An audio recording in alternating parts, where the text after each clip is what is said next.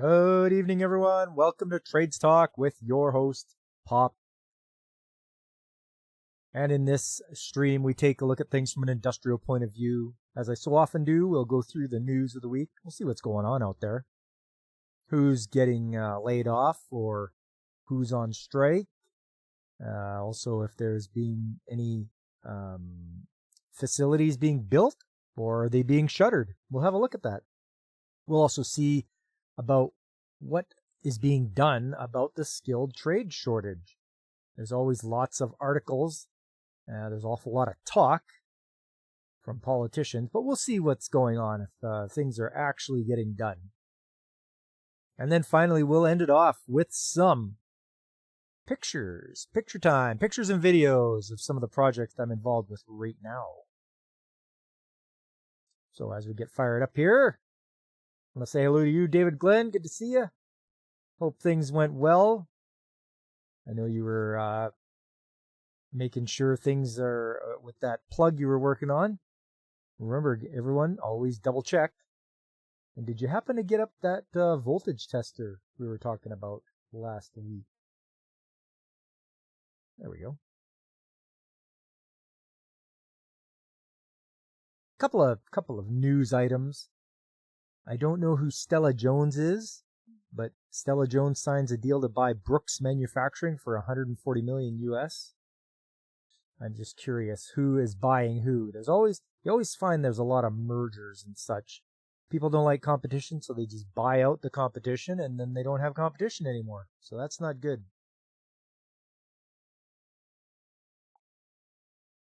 A little bit of evening tea to help the old voice out. Utility pole company Stella Jones has signed a deal to buy U.S.-based Brooks Manufacturing Company for U.S. $140 million. Brooks is a maker of treated wood distribution crossarms and transmission framing components. It was founded in 1915, operates a facility in Bellingham, Washington. Stella Jones chief executive Eric Vachon called the acquisition a natural fit. The addition of Brooks bolsters Stella Jones' suite of solutions, enhancing its ability to meet growing demand of utilities and unlock new growth opportunities, Vachon said in a statement Tuesday. You have a Klein multimeter. That is what you use to determine which wire was hot. The insulation was a woven fiber and was not color. Oh, we're going back in time, eh? The old woven fiber. Crazy. Just never thought that anything would still be live after throwing the main. Yep. Yeah. Sometimes electricity just comes from somewhere else. Watch those neutrals.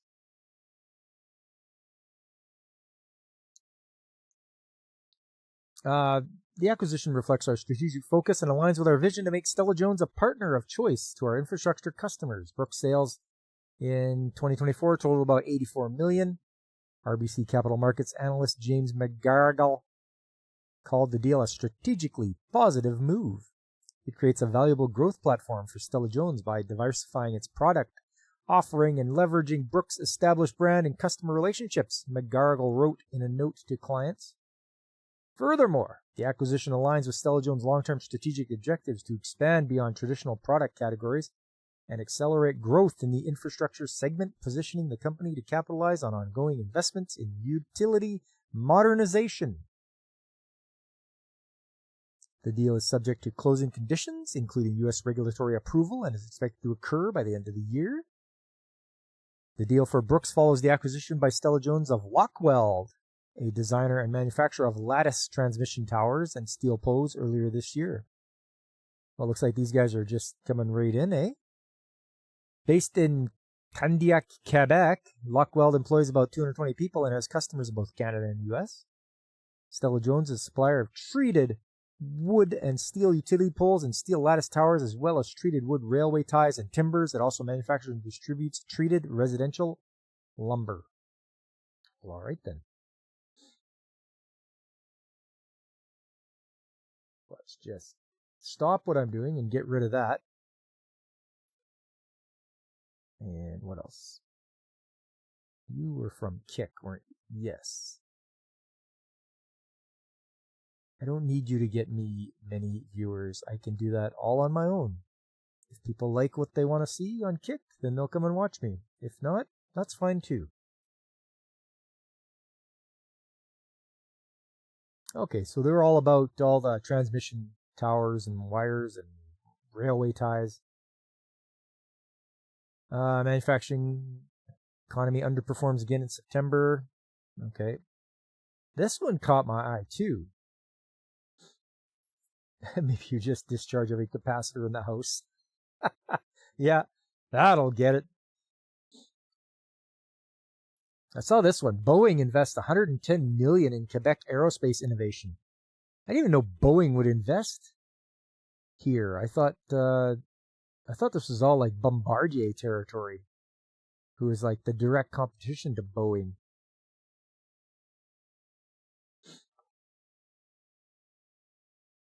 The machines are trying to increase your viewership, so there are enough people to maintain them. Yeah, right on, Godzillionaire. How you doing, man? Good to see you.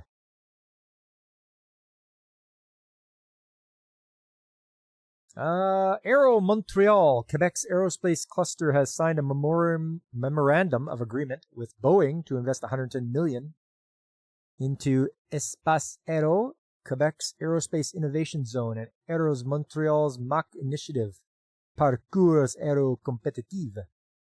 The investment will aim to support the development of aerospace technologies in sustainable transformation and autonomy, according to a press statement from Aero Montreal.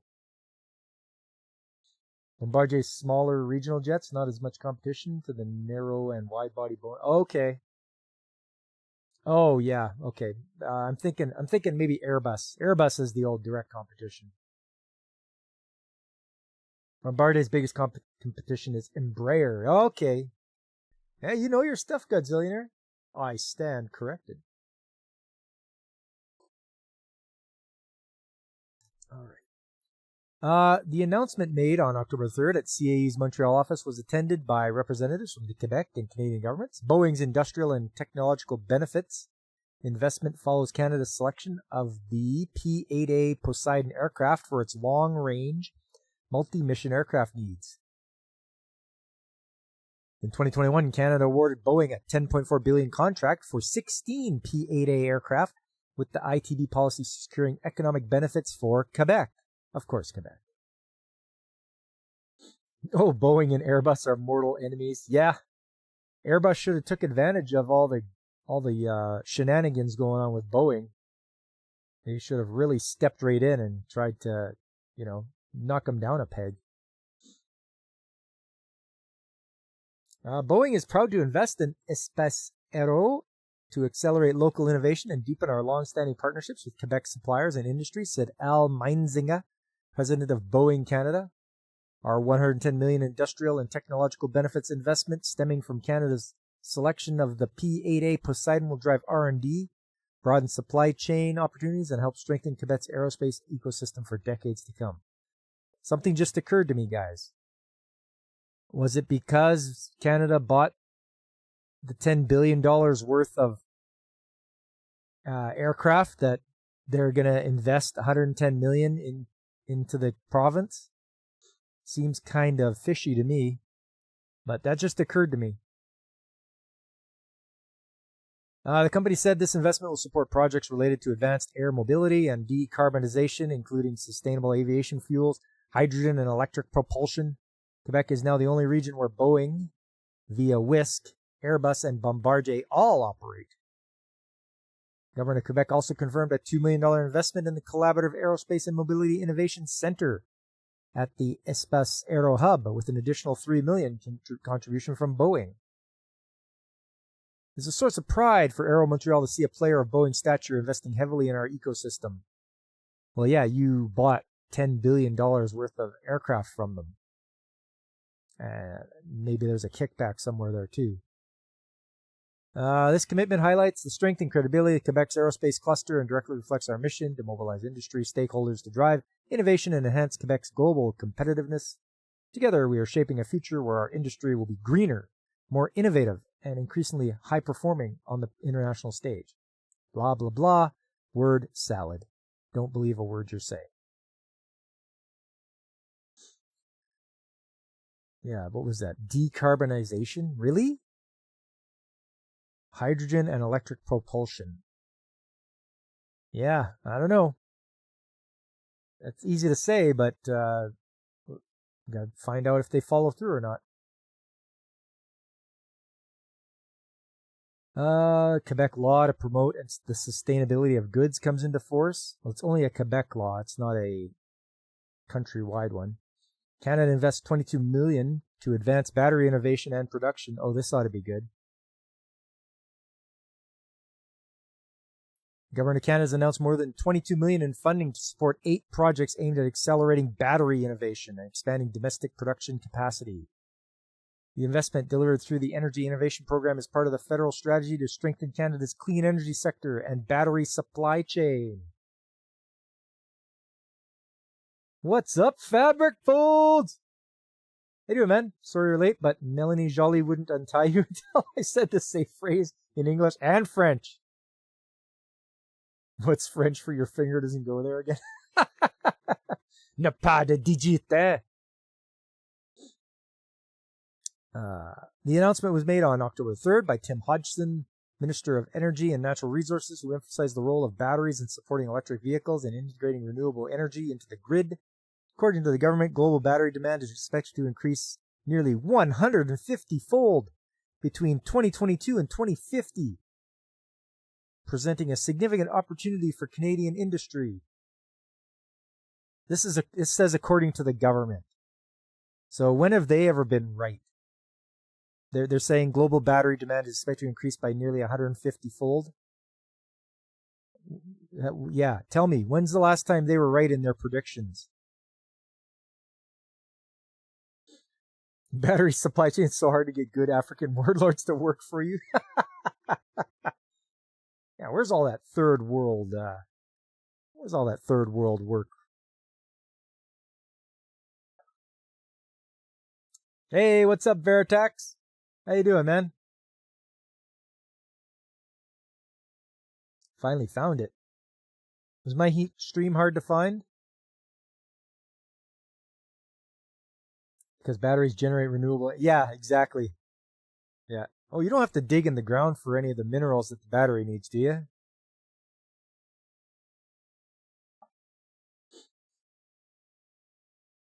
Canada has the resources, talent, and skills to be a global leader in battery innovation, said Minister Hodgson. By harnessing our critical minerals and the expertise of Canadian innovators, we're catalyzing industry investments into new projects and developing a world-class battery ecosystem that drives our economy and delivers good jobs and real benefits for people across the country. The funded projects span 5 provinces and focus on improving battery performance, reducing production costs, and scaling up advanced manufacturing technologies. Okay. The projects include Novonix Battery Technology. They get $5 million, it looks like. The project will demonstrate the commercial feasibility of an all-dry, zero-waste cathode active material production process. Well, you guys better do it on a small scale first to see if it actually works. You're looking at the wrong time, then came back and saw... Oh, okay. There you go. You had a Buddy L supercharger as a teen, saved so much money on DC, AAA, and AAAs. Yeah.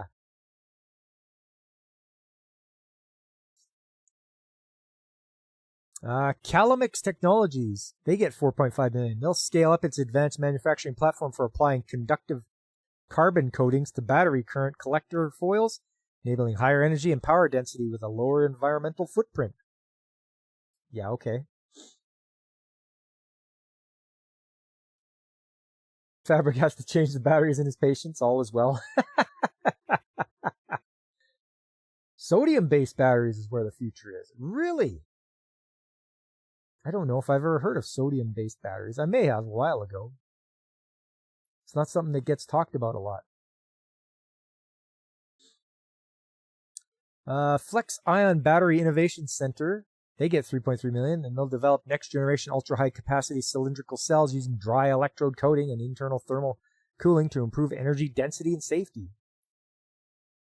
Okay, that's fine and everything, but why don't they do something about batteries not liking the cold? Nanode battery technologies, they get 1.5 million, and they'll design and optimize tin-based anode materials to increase energy storage capacity in lithium-ion and sodium-ion batteries. Okay, there's sodium. They mentioned that. HPQ Silicon gets 3 million. They develop continuous production equipment for high-purity silicon oxide anode material used in high-energy density lithium-ion cells.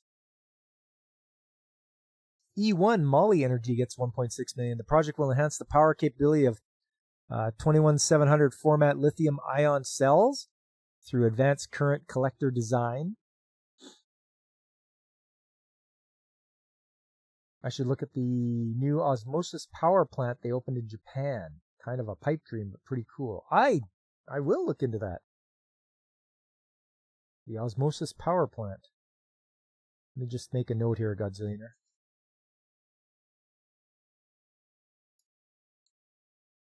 Let's see. Osmosis power plant.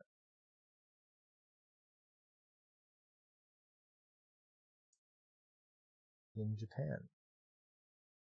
Yeah, I will look into that, Godzilla, and see what they come up with. Hey, what's up, B17? Good to see you. You love watching videos about jobs you can't even get for another few years? It's gonna happen. That's what you're a young guy, so it's gonna always be like that. You're gonna have to look forward to the future, but at least get a job that you're gonna enjoy. E1 Moly Energy is also a second project. Will focus on improving low temperature performance of high power lithium ion cells through electrolyte optimization. There you go, low temperature performance. When you can get a battery that is able to get all the amperage and voltage you need out of it at like minus 40, you've got it.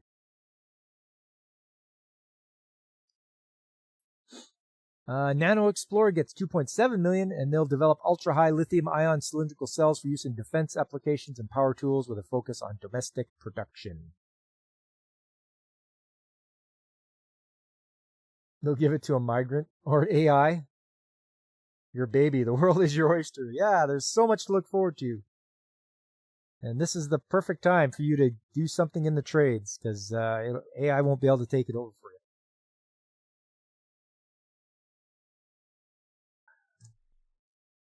The government stated these projects align with national priorities to support clean technology development, reduce emissions, and promote energy sovereignty. Funding is also expected to contribute to job creation and economic growth in the clean energy sector.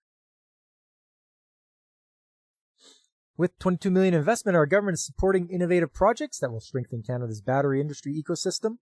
The projects announced include those here in Montreal, play a key role in developing cutting-edge technologies that will contribute to the energy transition, job creation, and competitiveness of our industries.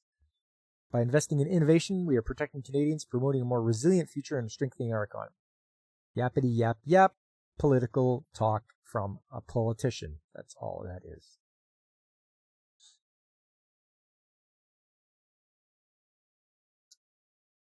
BMO sees long-term economic damage even from optimistic tariff scenario. BMO is like the Bank of Montreal. AI will still need tradesmen to wire up the data centers and plumb the cooling water for the heat exchangers. I know, HVAC. That's where it's at, you guys. I've said it before. Okay, that's it for Plant Magazine. Let's move along. This is from VOCM, and I'm not quite sure where it is. I think it's in Newfoundland. You always think of welding when going into the trades? Well, you know, if you get into like TIG welding, which is really fine, finicky welding, it's not so bad. But you can do like wire welding, which is you just pour wire all the time. Or you can do even soldering, gas welding, stick welding. But if you want to get into stuff where you use your brain, you can get into fabrication. So you use a welding machine, but you'll just like spot tack things and build stuff, prototype things.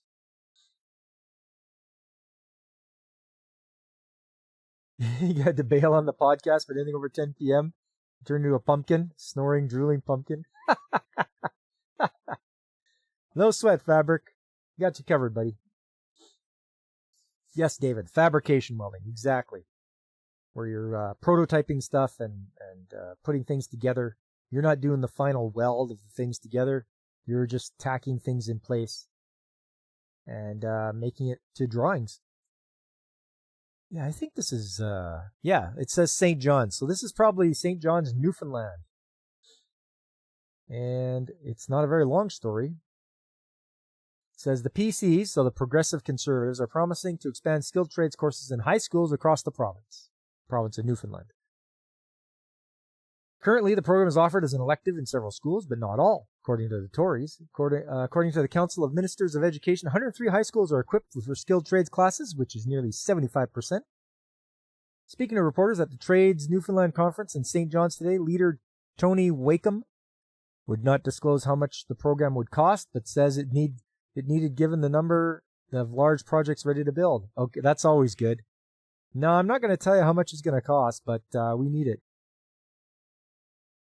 We had it before and it worked very effectively in other provinces, he told reporters. So when we start to look at this and how do we get people interested, so offering the skilled trades, we know we have a skilled trade shortage of workers. So let's start in high school for kids that may be interested in pursuing those programs. I've been saying that for a long time, guys. And this is no Newfie jokes. I don't know. They just write themselves. I ain't the boy that builds the boat. I ain't the boy that sails her. Because that's what they say. They go, where you to there, bye? You drink the screech and kiss the cod. Dive welding was your thought. You're a good swimmer and you learn pretty quick. Hey, take your diving. Get your diver's course. You want to do underwater welding? Go. That's a good one. You better love the water, though.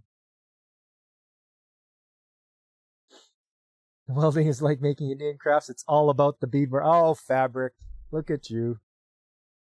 Anyways, that was a short article. But, it's Newfoundland. They're like a half hour. They're like 2.5 hours ahead. Every other province is an hour or two. But Newfoundland's got to be different and always be that half hour more. Here's an interesting one. I know this will catch you guys as... this is from Mike Holmes. A new world of construction with AI and robotics. This is Mike Holmes talking about this. At least I think so. The construction industry is grappling with a shortage of skilled labor, a challenge that robots can help mitigate. By filling gaps in the workforce, robots ensure that projects can continue without delays. This is particularly crucial in regions experiencing rapid growth and high demand for new infrastructure. In a recent episode of the Homes on Homes podcast, Mike Holmes and Rick Murdoch from Autovol explore how robots and modular homes are transforming the construction industry. This podcast highlights the potential use of these technologies to address the housing crisis. Oh, this ought to be good. Yeah, should we rip this one apart? Out in a boat. Out in a boat, out in a boat, in a boat. Out in a boat, out in a boat, in a boot. Hey, what's up, DJ Ronnie G? Multitasking energy, that's you, eh? Canadians not making fun of every other province they don't live in for once? It's funny. You always make fun of the next province, right? BC's a bunch of tree huggers. Right? Saskatchewan are a bunch of flatlanders and Pilsner drinkers. Manitoba's full of natives. Ontario thinks of the center of the universe. Quebec is full of the French people. Eh? The Maritimes provinces, they're a bunch of fishermen. And Newfoundland, they're a bunch of Newfies who don't know how to talk English there. It's Friday for DJ Ronnie G. He's happy about that. Barely found a way for robots to stand on their own, nonetheless crack open a beer with the rest of the workforce. Ha!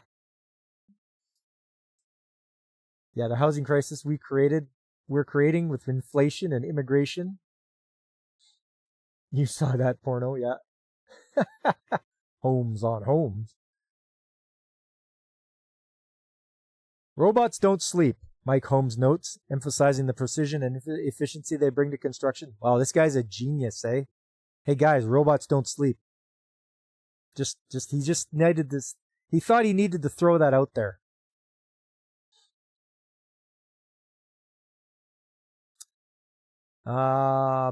Rick Murdoch explains how Autovol's use of robotics in manufacturing modular homes not only speeds up the building process, but also enhances quality. The strength is in the glue, not the fastener, Rick adds. What the hell does that even mean? The strength is in the glue, not the fastener, Rick adds, illustrating how automation ensures consistency and durability in construction. That's only if they're maintained in top condition. Parts wear. I'm sure stuff on robots is going to wear out. They're not going to be extremely accurate all the time. When parts of them wear out, you're going to get that play. You're going to get that tolerances are going to slip. You thought this was a family-friendly show? It's Pilsner. It's Flatlander beer. Some call NASA. They need that guy. Yeah.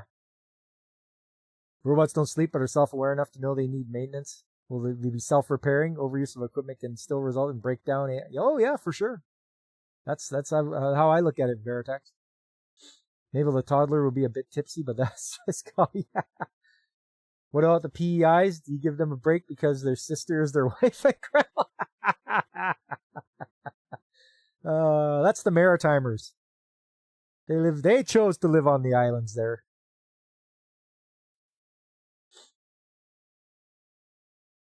That's why you love Futurama shows. Robots eventually become lazy, drunken thieves. Yeah. Loose robots sink ships. I love me some Futurama. All right, what do we got here? As the industry faces challenges like labor shortages and the need for sustainable practices, robots are stepping in to support skilled trades, transforming how we build and innovate. Robots don't sleep, as Mike Holmes aptly put it, highlighting their ability to work tirelessly with unmatched precision in construction. This means tasks that require meticulous accuracy, such as cutting, welding, and assembly, can be performed consistently and without fatigue. This not only speeds up the building process, but also ensures a higher standard of quality.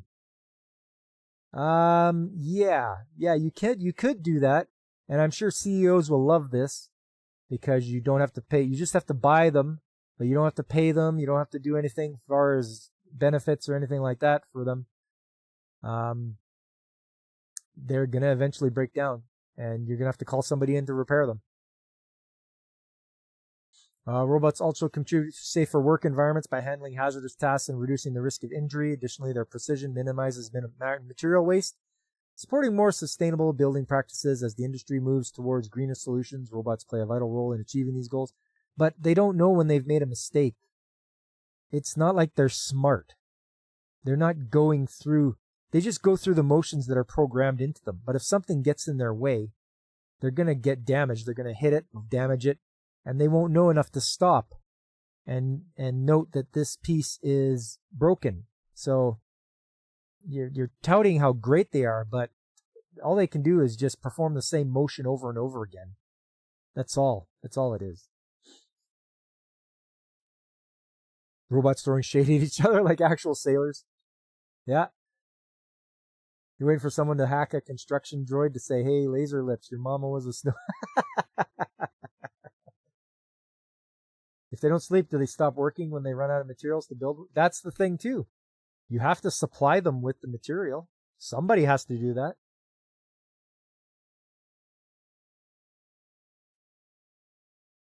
Futurama isn't realistic. Leela has one eye, but two opie. Because she's a mutant.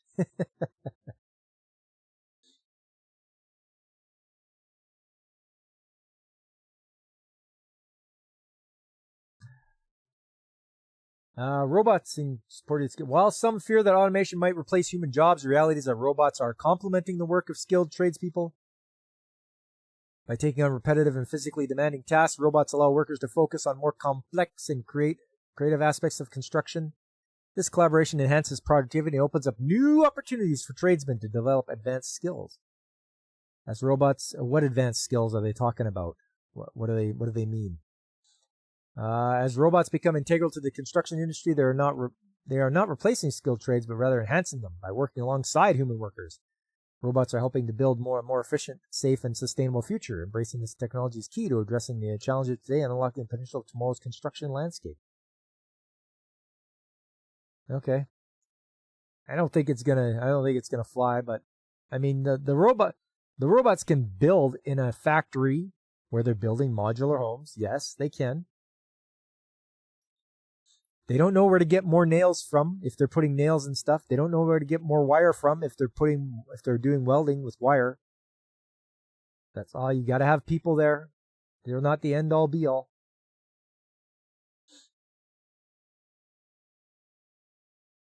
Same motion over and over again. Can't say that isn't like a lot of people you work with. I get it. Yeah. Now, could robots be helpful as a QA element, alerting to tolerances or measures? They could. They have to have the fine optical, the fine optics to use and the programming for the tolerances and such. Hey, boss, this concert needs 5 more minutes of the vibrator before we can let it sit. Yeah. Measure once, cut 30 times. Well, usually you try not to, B17. Robots could be useful in helping restock humans that are in tight spots. They might. They don't seem to get that not everyone is geared from inside work. It really pulls your poutine. It really pulls my poutine. Eh? Oh. Yeah. Wait for rats to discover the wires. We had that at the composting facility because there's compost there and mice love it. At the garbage dump, mice would chew on wires, the vinyl on the wires. They love it. So all of a sudden the machine would stop working and be like, what happened? So the electricians would have to go and troubleshoot it. They'd open up the cable tray and they look inside and there'd be a fried mouse in there. And they'd have to take that out, throw it away, and run a new wire. Or splice the wire or whatever it took. But yeah, mice love chewing on wires. Mice, rats, whatever you have where you are.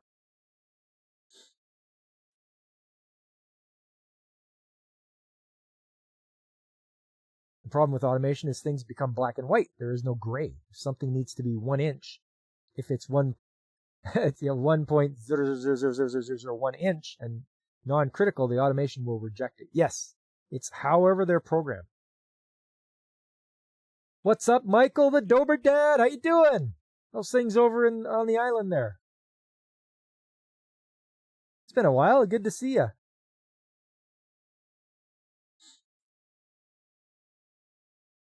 Anyways, that's that article for Mike Holmes with his robots and saying that it's a good thing. I don't think so. Just get more people in there. Teach the youngins.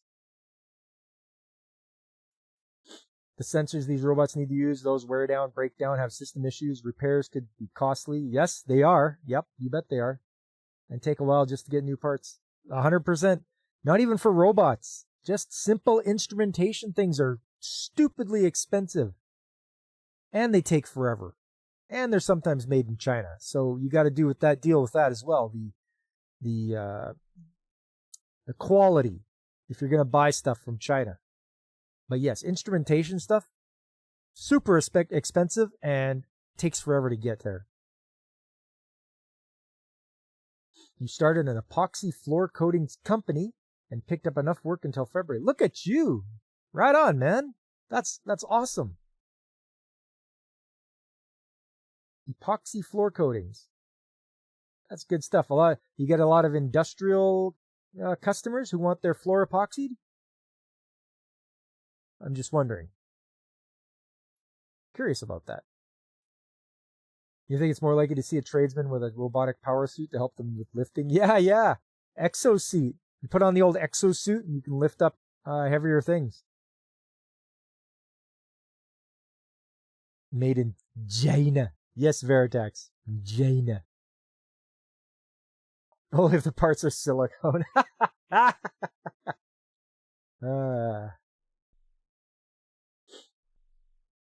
Yeah, this is great, Michael. We're glad to hear about that epoxy coating, floor coating. That's great. All rich people. Okay, so you're doing garages and such, or basements? Grabbing a seat. Hey, welcome, Alex Moore. Glad to have you here. It's always good to see you. Wait till one of their motors destroys itself because it kept trying to build when the belt or chain on its motor decides. Yeah, exactly. the job thing didn't go too well. You can't exactly drive to and from work yourself. You have an extra curricular that takes up time on your schedule, so you said no to my job. Oh, that sucks, B17. You did get a contract for all the air ambulance hangars. Yeah, that's all right. That's the way to go. Yeah, people want to seal up their floor. They don't want to have anything seeping into the concrete. So yeah, give it a good old epoxy coating. That's great. Moving along here, let's hit up the trade school spotlight. U.S. labor shortage. This is from MSN by Emily Lauderdale. Reporting from Lincoln Technical Institute, Fox Business correspondent Lauren Simonetti examined the outlook for skilled trades in the United States, highlighting a tight labor market, rising pay, and a renewed push for hands-on careers. The segment aired on the Claman Countdown as employers and training programs look for ways to meet demand in fields such as electrical work, HVAC, automotive service, and welding. You got to keep that blood off the hangar floor, yeah. Let's not forget, if these bots are working outdoors, what else do they put up with? Weather, extreme heat, freezing temps, rain, sleet, dust, dirt. Not great on back. Nope, you got that 100%, Veritax. And they in the weather, when it gets really cold, they won't even be able to move. They'll get frozen up. So, don't get you started on Lincoln Tech. Uh-oh. We got some bad feelings from Godzillionaire in there.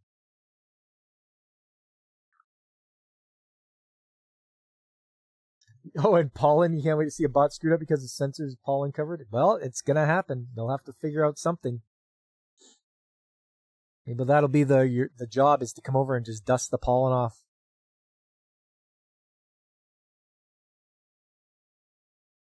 The debate on how to fill these roles is intensifying as retirements rise and younger workers rethink 4-year degrees. Training centers say interest is climbing, but the pipeline is still short of what employers need.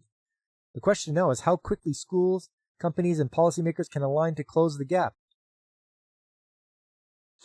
Skilled trades support essential services, power, heating and cooling, water systems, vehicle fleets, and industrial repair all rely on trained technicians. Employers report persistent vacancies and many cite delays on projects due to staffing shortages. Demographics add pressure as older workers exit faster than new workers enter. Yes.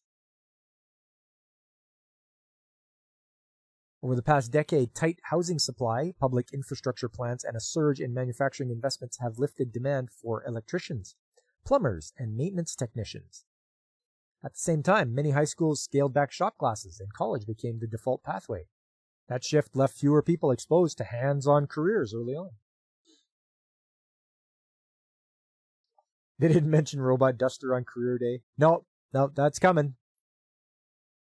Lincoln Technical Institute and similar schools report increased inquiries for accelerated programs that combine classroom instruction with lab work. Students are focused on time to employment and predictable pay. Program directors point to employer partnerships that offered paid apprenticeships, tuition support, and job placement agreements.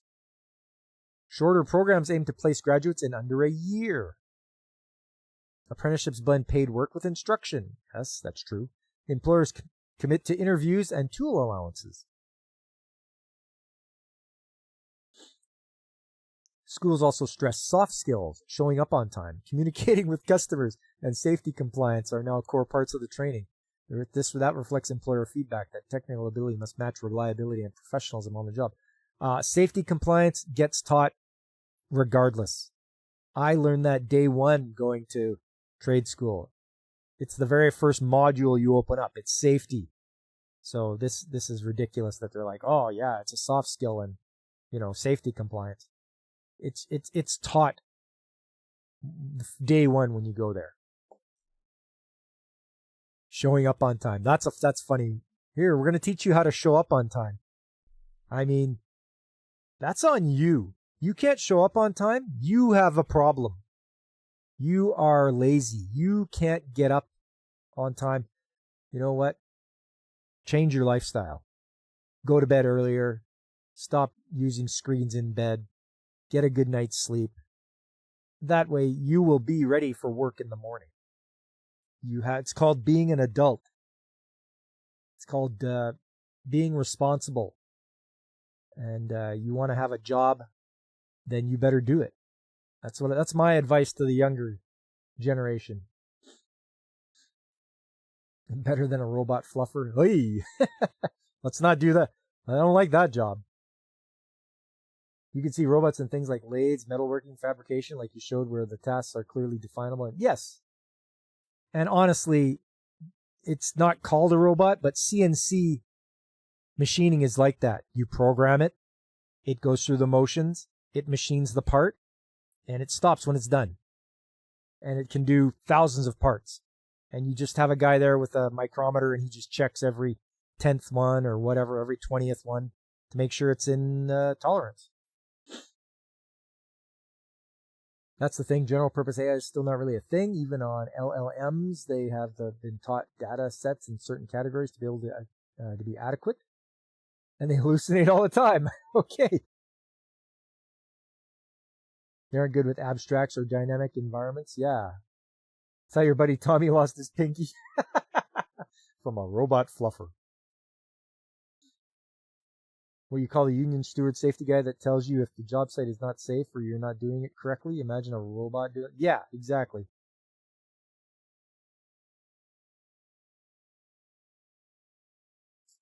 Let's see here. Compensation is improving as companies compete for limited talent. Entry-level wages have moved up in many metro areas, and overtime can raise take-home pay. While pay varies by region and specialty, several trades now post earnings comparable to some white-collar roles, especially without student debt. Yes. Perception remains a hurdle. Parents and students may still view four-year degrees as the safer route. Employers and educators counter that trades offer steady work, clear advancement, and entrepreneurship potential. Many technicians move into foreman roles, start small businesses, or shift into sales and operations within a few years. Or if you, depending on the size of plant that you work at, you're the main guy and you do everything. And that's what I do. I'm the head of my department. I am the only one in it. So I do the repairs, I do the ordering, the inventory, and all that kind of stuff. And, help with organized shutdown and contractors and all that other kind of stuff. Making sure we have all the stuff we need in inventory. So you can do that. And it's a job, and it's a job that I really like to do. So it's nice when you have a job that you enjoy. Robot fluffer wouldn't be a bad job. It's just a lot of re-oil. Imagine robots learning about strikes. Yeah. That's it. I'm not working anymore. Persistent vacancies can slow home building, extend wait times for repairs, and raise project costs. Contractors facing long backlogs often turn down work. For manufacturers, unfilled maintenance roles risk costly downtime. These effects ripple across local economies. Analysts expect demand to remain firm. Ongoing infrastructure projects, energy upgrades, and the push to modernize buildings will require more electricians and HVAC technicians. Automotive service is also changing as vehicles add more software and electrified systems, expanding the need for technicians who can work across mechanical and digital systems. Public policy could shape the pace of change. Grants for apprenticeships, funding for career and technical education, and fast-track licensing can speed entry into the workforce. Don't fast-track it. Don't fast-track the licensing. You're going to get a bunch of morons who don't know how to do things properly. Expanded high school pathways and dual enrollment programs may introduce hands-on learning earlier. Do it in high school. What do we want? Higher voltage. When do we want it? Surge time.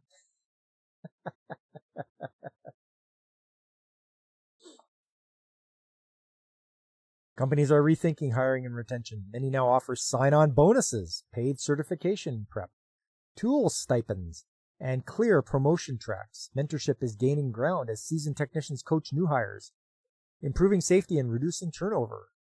Some employers rotate recruits through different departments during the first year to build versatility. Technology is reshaping training as well. Simulators, augmented reality modules, and tablet-based diagnostics help students practice complex tasks before they reach job sites, where they will not have any tablets or augmented reality modules.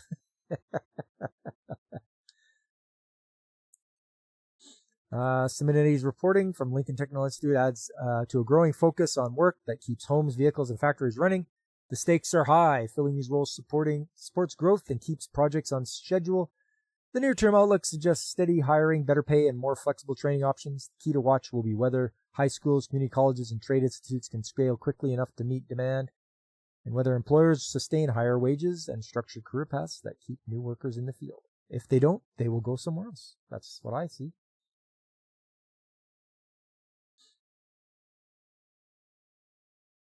Robot stand-up comedy. Why did the ferret jump the wall? I don't know. Why did the ferret jump the wall? Oh, eater.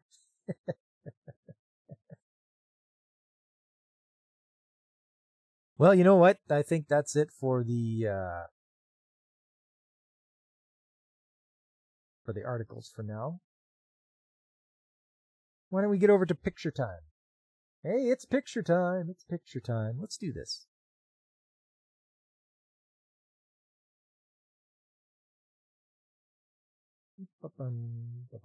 It's actually video time, guys. I've been taking lots of video with my body cam.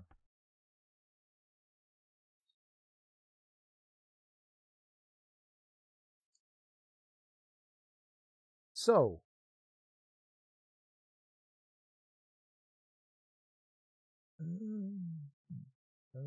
just gotta capture this. Oof, there we go. There's some Hokkaido gals for you. They're super adorable. And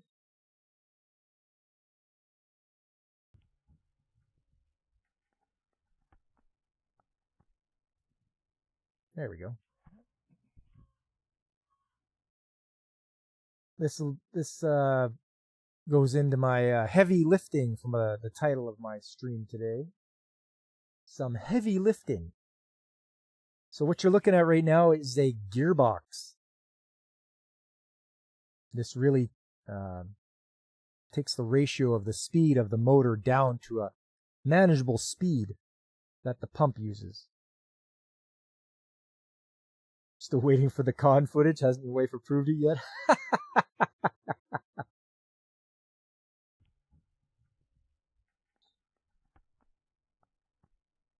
All right, so I adjusted the camera a little bit. I got it hanging off my front pocket. So there it is. This is the hydraulic end of the pump.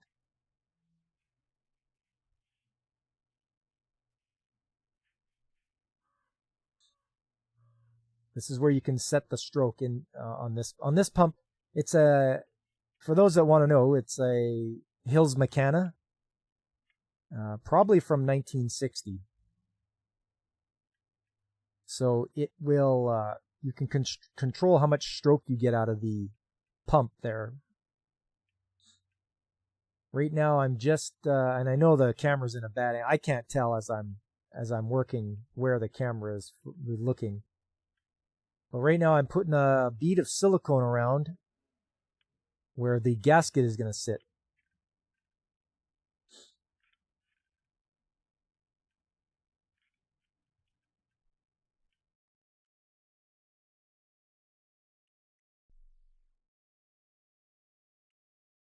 So around every boat hole and around the outer diameter. There's the gasket.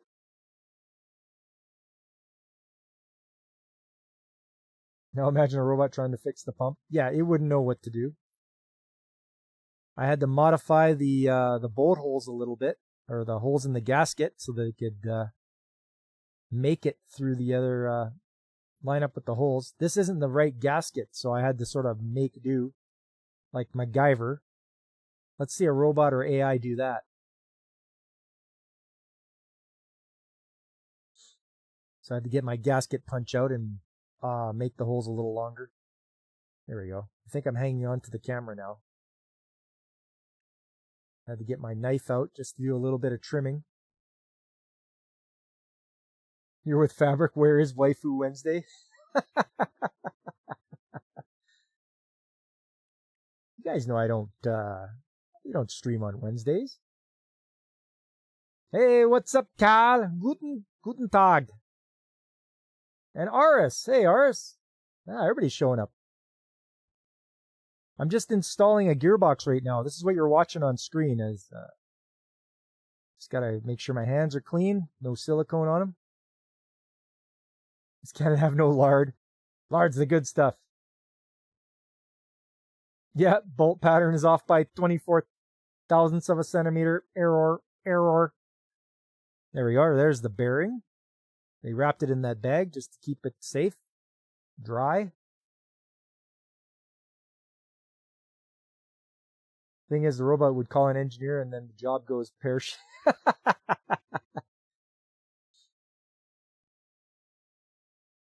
All right, so over we go. Now you can see I've got it on the old engine hoist because that's how you do things when you're by yourself. It is a right angle gearbox. That was the first one there. Hang on, we'll get to the next one. Okay, that was that. There's this one. Yes, 'tis a right angle gearbox. So I have the engine hoist there, which is really helping. Look at these man hands. Yeah.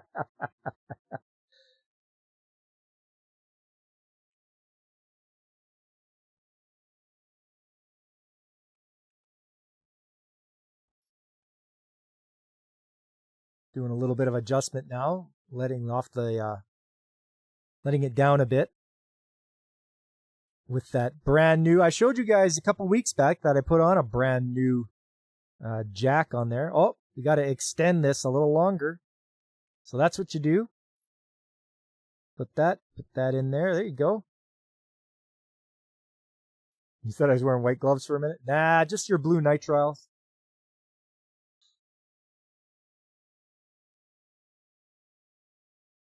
I know my whole body moves when I do that motion there, so. There we are. We're lifting it up. I'm an Endorian. What's wrong, pink skin? I watched Enterprise. There we are. Up we go. Takes a bit.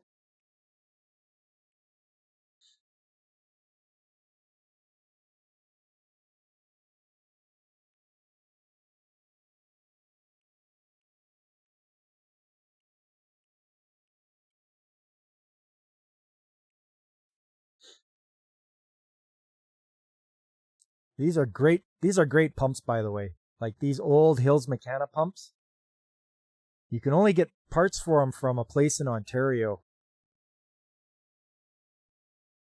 But they're still making the parts for them. I think they make them by hand now. Or they just machine them themselves, but yeah, this gearbox was sent away for rebuild. I think the company did a good job that did it. That's the block that rides on inside. The entire Enterprise fan base is in chat. Hey, who didn't like T'Pol, all right? She was great.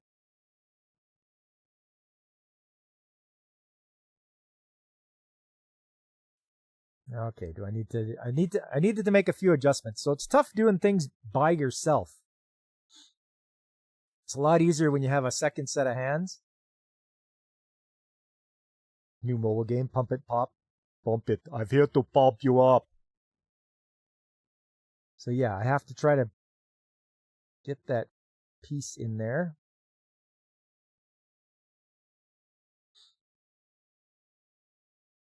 T'Pol was, yeah.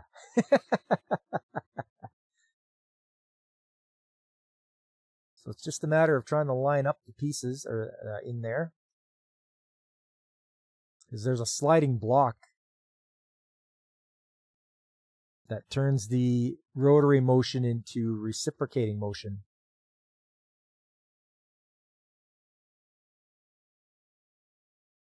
One is the loneliest number that you ever see. Jolie made you consider interracial dating. She was fine, man. She was fine, all right. That's what that show needed.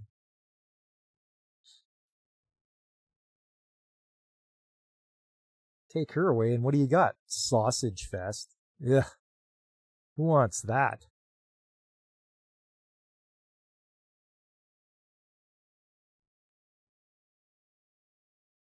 Yeah, sorry about the camera work, guys. Like I say, hard for me to know where my camera's pointing. So we can turn this and make sure that the block moves into a position that'll help me out.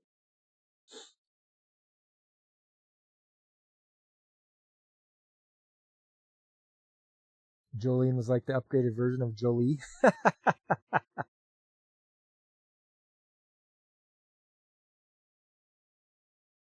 Normally you like your women like you like your deck planks. Long, flat, red. Oh, fabric. We're getting closer.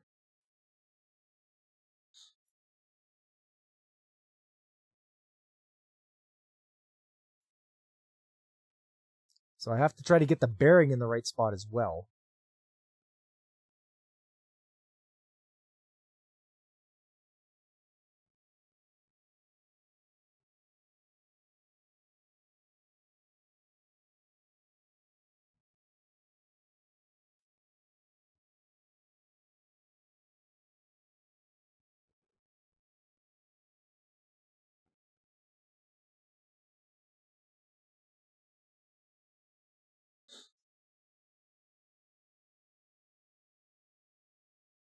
I think we're making a little more adjustments.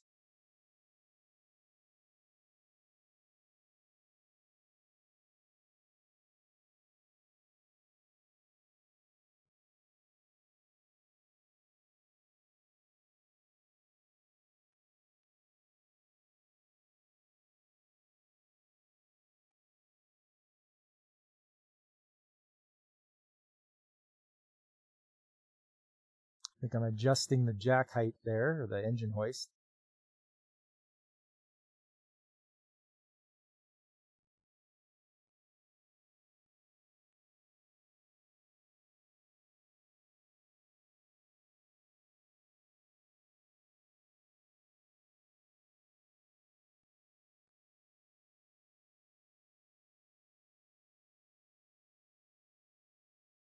Why don't I just manhandle it? Are you saying you can't deadlift that 300-pound cast iron housing with precision and thread the bolts in? Yes, that's what I'm saying. This thing is crazy heavy.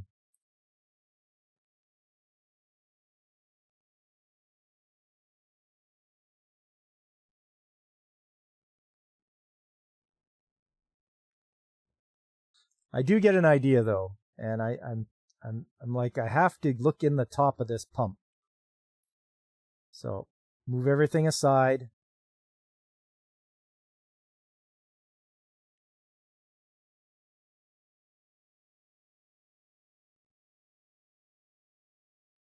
There's the motor for it. It's sitting off to the side.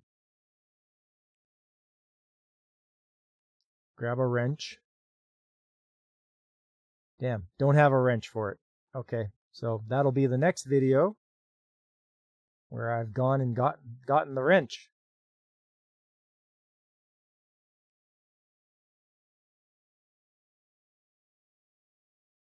Let's make that bigger there. There we go. So now I'm going to take the top off this.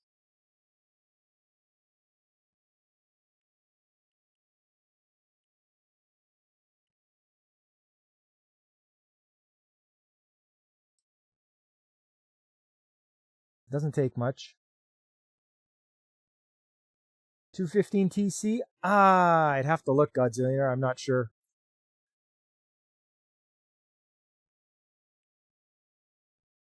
You got a sharp eye, though.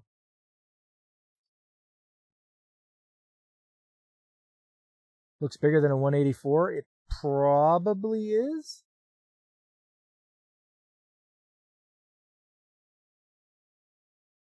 That robot would have sent an alert to an engineer by now. Yeah, there we go. Okay, so put that off to the side. Look in there. Okay, that's where it's got to sit. Okay, good. We'll do that. I should be able to line that block up so it can get in there.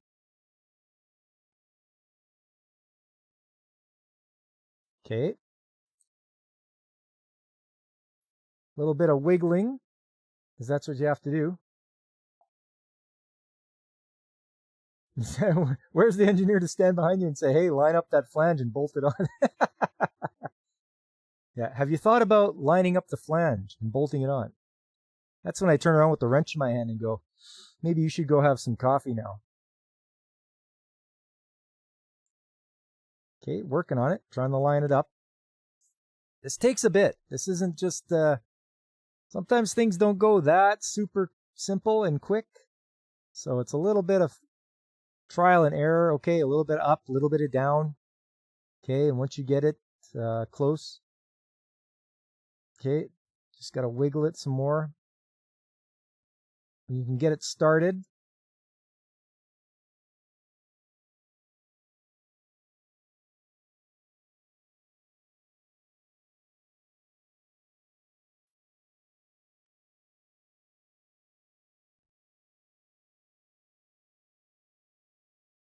That's crazy talk. Engineers don't show up on the floor without coffee in it. Oh, right. That's right.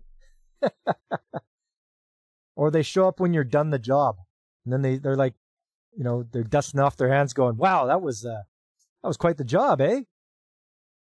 As they're patting themselves on the back. That's how the engineer ends up in the retention fund.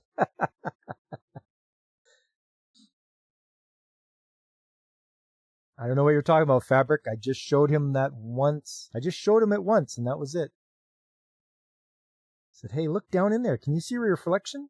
Sploosh. Getting closer now. I think I've gotten it started.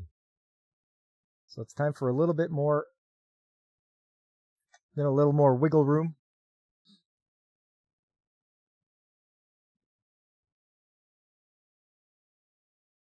It is quite violent. But there you go. You can see the gap is closing.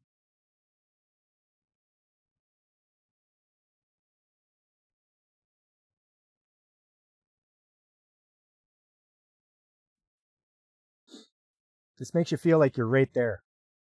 Hope you guys aren't getting motion sick.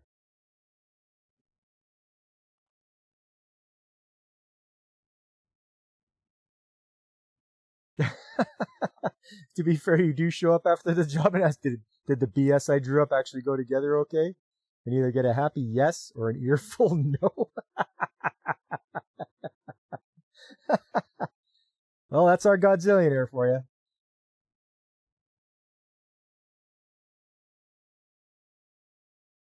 Quite violent when the doom music is, yeah. Brrr. Look at the flowers, engineer. Look at the flowers. Yeah. Okay, time for a little bit more adjustment.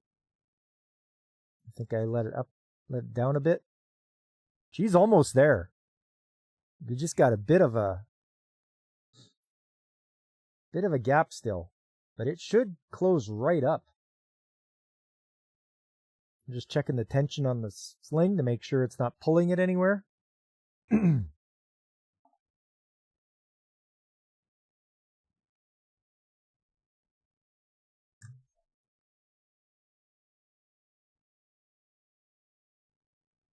There you are. That looks a lot better.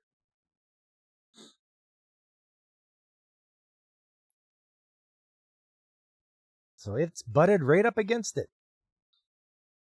Time to put some bolts in. Now it's a matter of making sure that the bolt holes line up.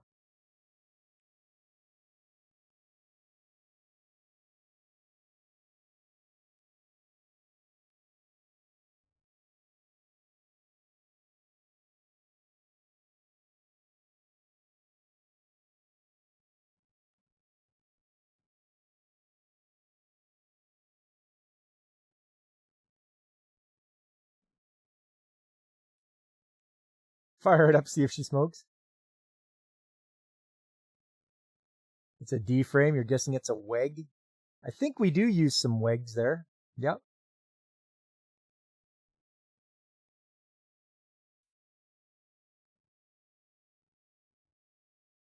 So just a little bit of, I'm trying to line the faces up. That's why it's shaking a bit.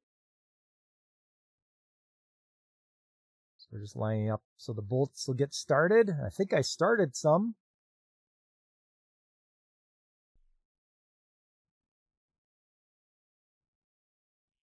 There we go. Grab the old gear wrench. I love gear wrenches, by the way. Gear wrenches are great. You can always get into those. Spoiler alert, the bolt holes never line up the first time. No, they do not. Not unless you have dowel pins or anything like that to use. Or a pin bar. There we go. Grabbing some more. They're going in.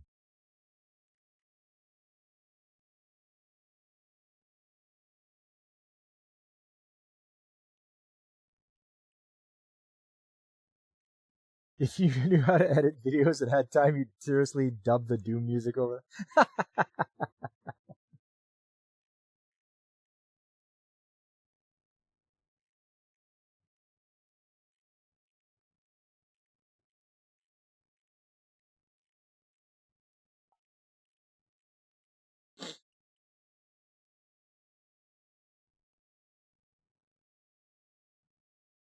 There you go.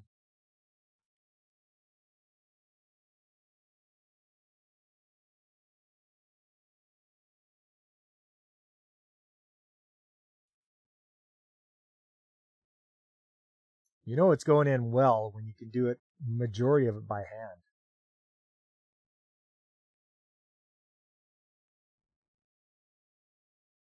hand. Pin bars are for rookies. Just dead-eye that sucker.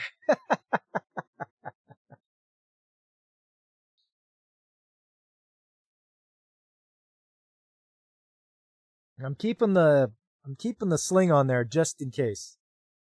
I know I have bolts in and everything like that, but I keep the sling on for safety. You never know what'll happen.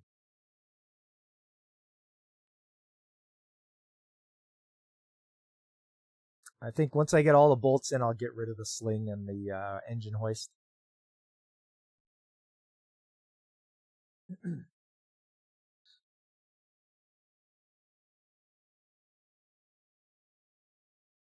You see that silver shaft there? That's the part of the pump that's still out. So that silver shaft right there, that part is still being put together in the shop. So that'll come out later.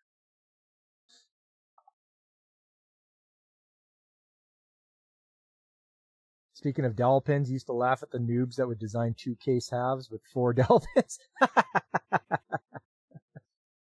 Yeah, I would too.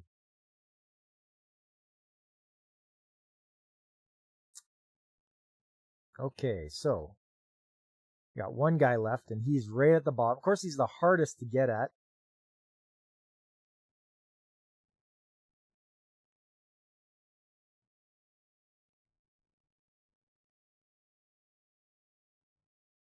I think I got it started. Yep, there we go. That bag's empty. No more bolts in it. That's what you do as well. When you're taking stuff apart out in the field, take some plastic bags with you and some tape. When you take the bolts out of something, put them in the bag, mark the bag, and there we go.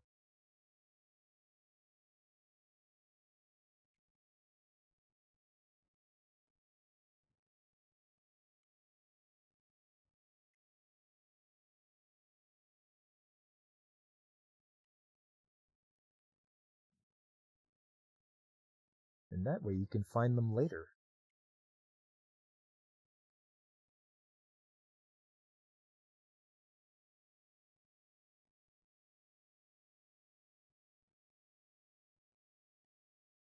Kick robots trying to secure their future. Yeah. I mean, they always come in and they're like, hey, We notice you're not streaming to anybody. Want us to help you out? It's like, you want to help me out? Put me on your front page. But it's not going to happen, so I don't care. I'm not going to worry about it.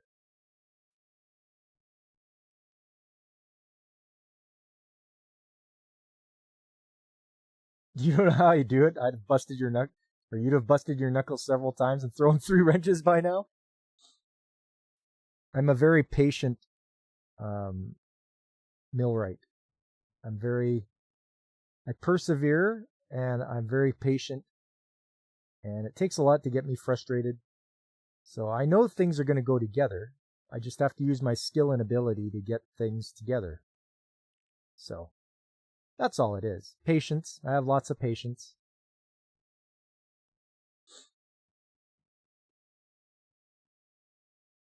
The real question is, which tool is best for Hokkaido girls? You know which one.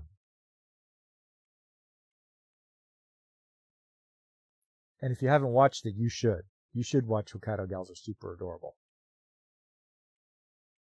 Mrs. Mechanic watched it, and she was just like, oh, it was so good. I'm like, I know.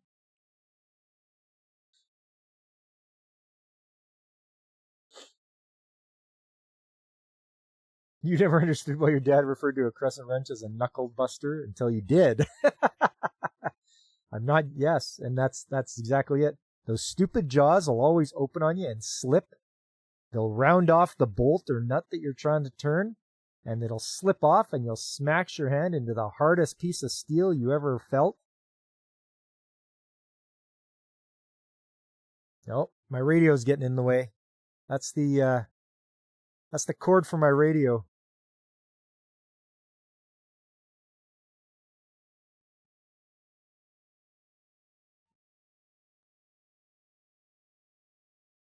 You haven't watched it because you're Mr. No Time. Yeah, you got no time, Fabric. You're a busy fella.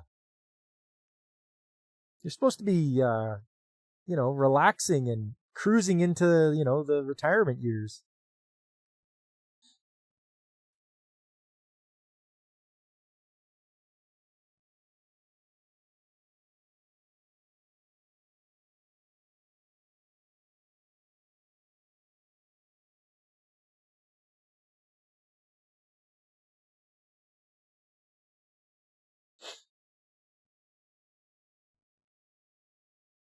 Okay, just about done. Okay, you notice I'm doing them in a cross fashion there, 180 degrees from each one.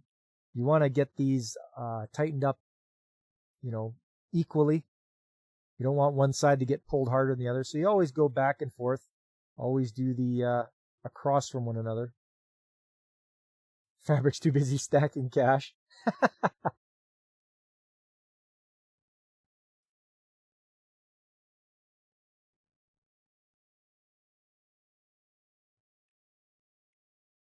Yep, so you go around the bolt circle.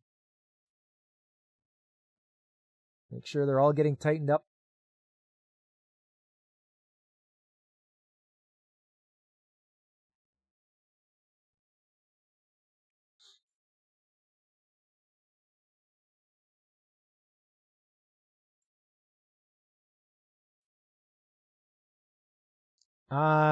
There, I don't think there's any bit of torque spec Godzillionaire. It's just tighten her up till she's tight.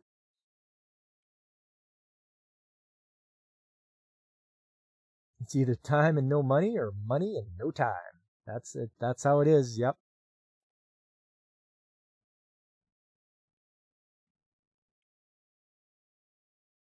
Now checking them all. Make sure they're all tool tight.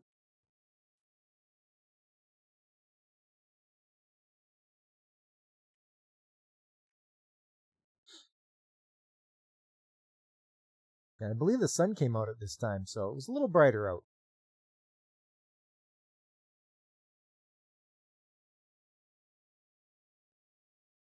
Yeah. Ah, yes. Guten Zeit. Yes. Guten. You get it. Guten Zeit.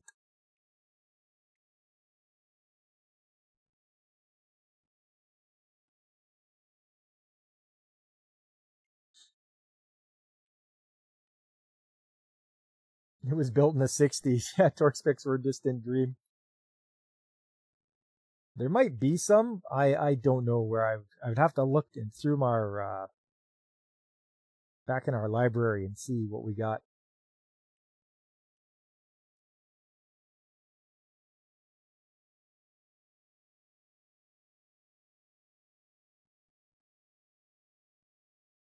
All right, now it must be time to take off the... Yes, it is. It's time. It's time to remove this. Let it down a bit.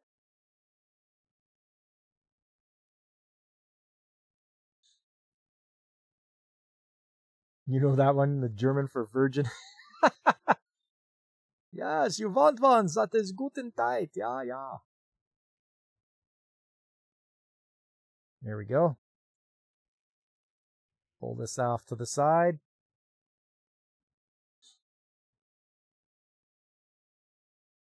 And I think it's time to put the lid back on.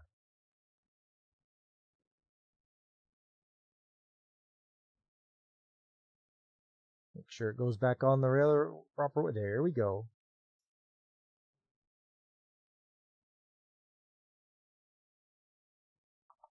Your favorite was always designing sheet metal parts, beat to fit, paint to match. That's what they do with sheet metal. Whenever you take something apart that's sheet metal, it never goes back together the same way again. Not operations manual dry rotted by 1986. Yeah.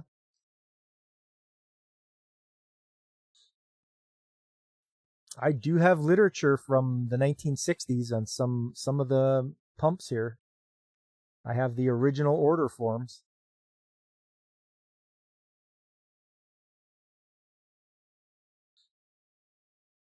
I must thank my predecessors for just saving all the literature that came with all the equipment.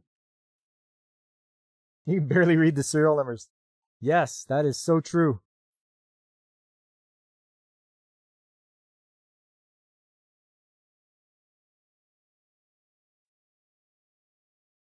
You see that bright plate on the gearbox? There is nothing written on that anymore. It's nothing written on it. It just reflects light. There's no numbers on it at all.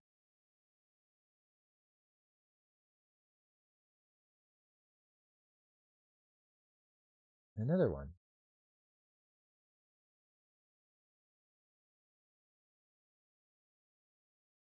I just, it's like, leave me alone.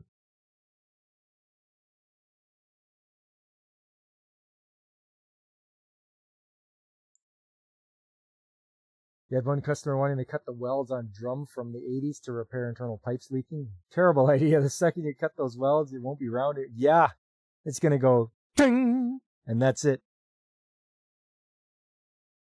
Don't get started on those crappy stamp nameplates. Yeah, it just reflects light now. It doesn't actually have letters on it anymore.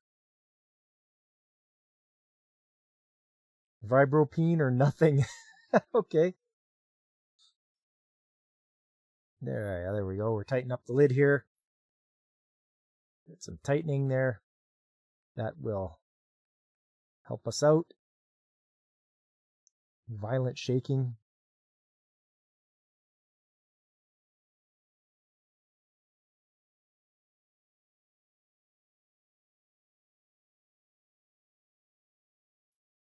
So that shows to show you that the engine hoist there is a really big hand for when you got to do stuff like this. When you're alone, you need to lift something heavy in place, and you don't have a second person with you.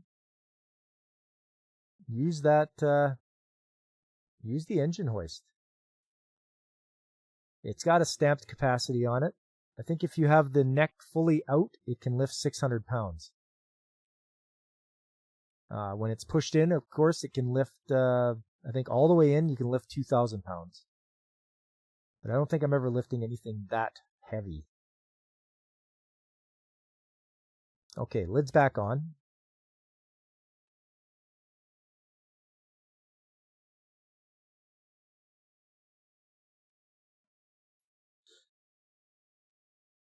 You do hear do music while during the violent shaking. The fact you listen to heavy metal while you work has nothing to do with that.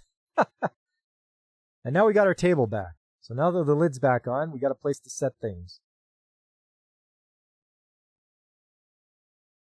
The last thing to go on is the motor. Okay, let's put the motor on.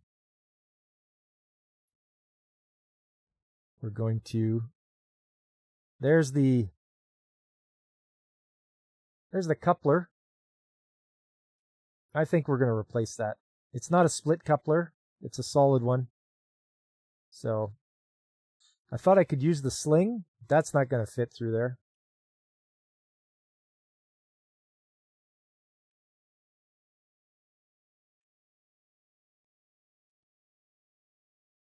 Oh, it was about time the one from Twitch came around with the cheap views. Why would I buy views? I'm not buying views.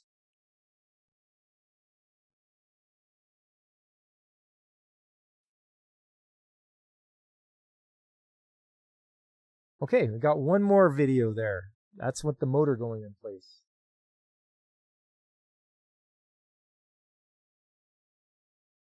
Okay, so change up the old gloves. We don't need the nitrile ones anymore.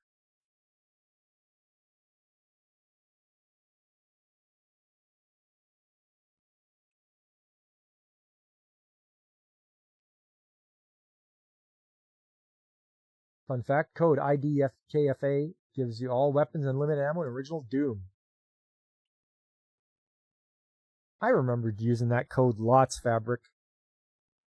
Sure like playing some Doom. Doom, Hexen, Doom 2. What were some of the other? There's some other ones too. Just first person use. Quake. Quake was good. Yeah, you did call it Godzilla. He's a WEG, all right. So I couldn't use the sling, so I just used 2 shackles, which works just fine.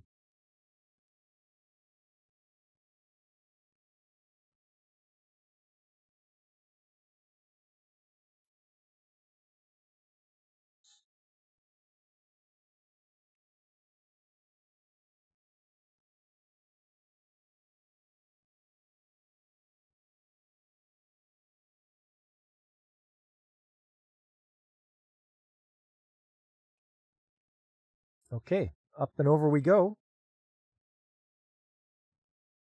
This thing has 4-wheel steering, so all 4 wheels rotate. So it moves around pretty good. You can't do a glove change in the third act. What kind of fan film is this? Only European motor manufacturers make D-flange motors, so most of them will be WEG or ABB. Okay, yep. I think ABB is huge too, aren't they, Godzilla? They own like a couple of motor brands.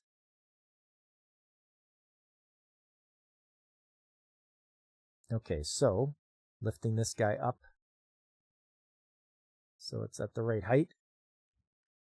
There's the new one. Brand new. That's a beaut. Look at that. Number 6. We'll put that in there. Good old drive coupling. We'll spin this motor around so it faces the right direction. It's an ISO standard and only European designers make stuff for it. Okay. Yes, ABB bought Balder. Yeah, so they're probably the biggest motor manufacturer worldwide. And I liked Balder. I think they did really well. Did General Electric get out of the... Did it get out of it? I know I've seen some old General Electric motors around, but I don't know if they make them anymore. But is it silicone? No, it is not silicone. No implants in this one, Fabric. You've been to the Balder plant in Arkansas. It's impressive. Hey, I wouldn't mind going. Oh, GE owns Nidec. Okay. Now I'm trying to fit the two couplings together. Just having a bit of trouble.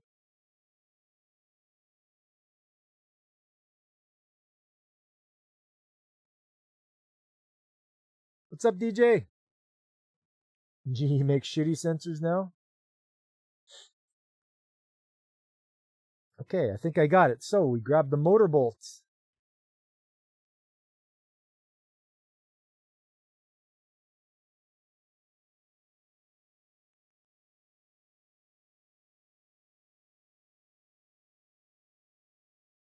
We got 4 of them.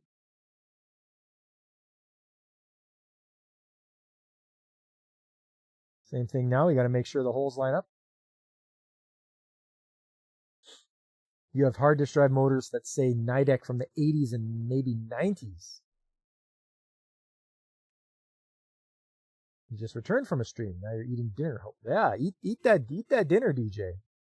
Get that nutrition and sustenance into you.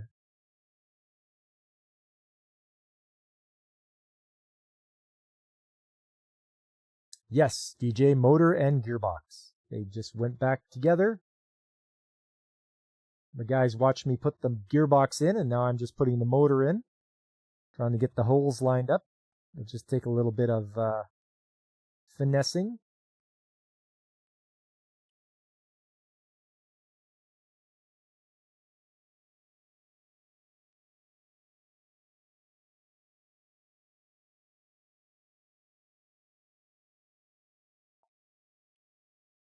Would the Hokkaido girls let you motorboat them?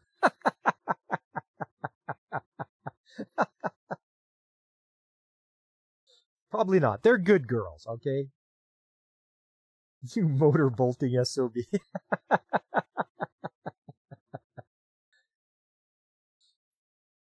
Okay, we got them all started almost here.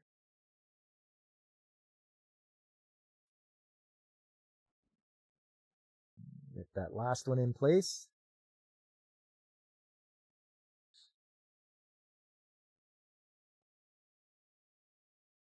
There we go. Is it time to let down the motor? No, it's time to get the wrench. Gear wrench.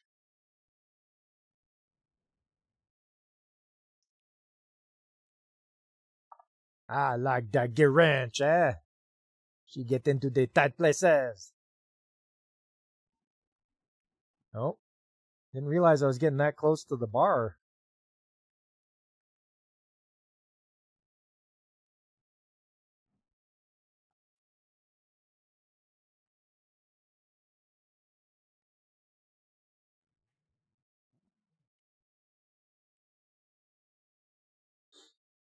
All girls are good girls until you motorbolt them. That's how you got your wife. Look at you. You're a talented guy there, Fabric. Okay. The motor is bolted up. It's time to remove the shackles.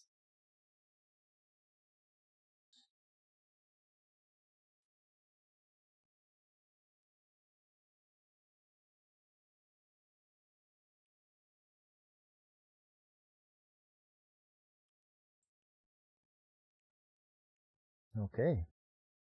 Put these away.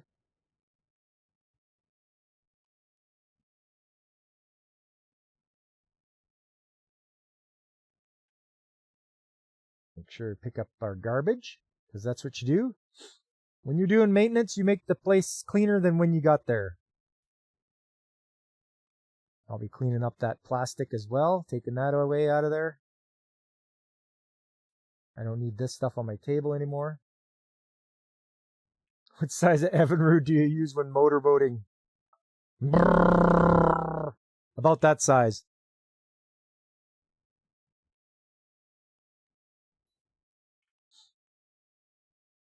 Okay. Pull the engine hoist out of the way. Don't need it anymore. It can be off to the side in case somebody else needs it. And that's it. So there you go, you guys. That was installation of gearbox and motor. I did that today. So I hope you guys enjoyed watching that thing go in. Sometimes things go smoothly, and sometimes, you hit some rough patches, but you just got to persevere and you'll get through it.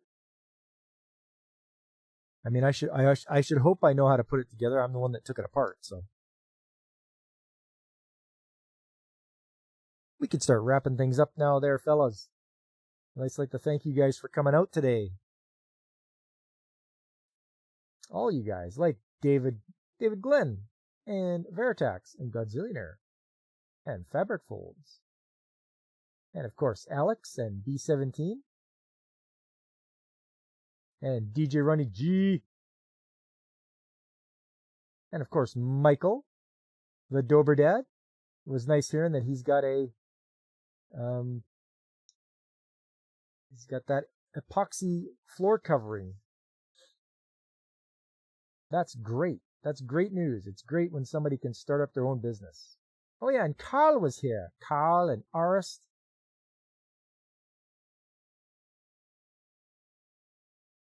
Can't remove the shackles until you hear the safe word, so you've heard. Have you heard the word? Do you know what the word is? I heard bird is the word. So yeah, please guys, hit the like button if you can. Subscribe if you haven't already. Spread the word. Tell your friends. Let them know old Pop's here.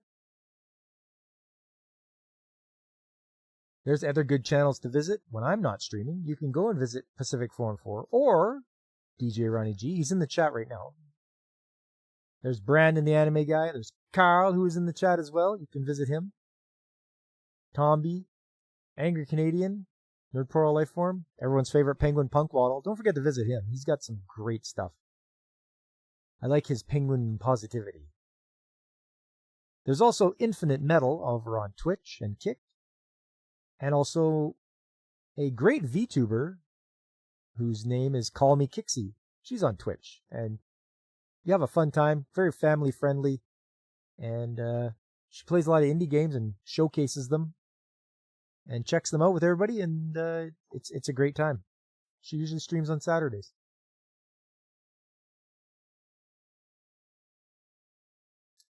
Yeah, exactly. Pop Talk is where it's at, and an integral part of Wednesdays at 6, as DJ Ronnie G says. As for me, coming up on Saturday, I'm going to be playing more Legend of Zelda Oracle of Ages. Man, these dungeons are getting to me, so I've got to finish this next dungeon and move along to the next one. It's a dungeon crawling good time. Then on Sunday, it's Anime Chat. The theme of the month is harems. That's right, you heard that right. It's Haremtober. So come and join me as we check out different shows that have a harem theme to them. You know, you've got one guy being chased by many women. I mean, who doesn't want that? So come and join me on Sunday for that, and we'll check out a few shows. Then after that, it's Tuesday. Trades Talk Tuesday. You're in for much of the same next time you guys show up. More articles, more news about what's going on in the industry, and more pictures and videos of some of the machinery I'm working on. So I hope to see you then. D-Day streams after 10 p.m. Mountain Time. Old man is sleep deep if he's smart. I can't stay up that late either, Fabric. 10 o'clock for me, and I'm in bed, and then it's up at 5:30 in the morning. You have the same problem staying awake? 4 a.m. come early? Yeah. That's okay. We all get a good night's sleep, and then you're fresh for the next day. Anyways, that's going to be it for me tonight, fellas. I really appreciate you coming by. I hope I had a fun time. I hope you had a fun time, too. We'll do this again next week. And I hope to see you guys the next time I'm streaming, which will be on the weekend. But until then, I've been Pop, and I am signing off.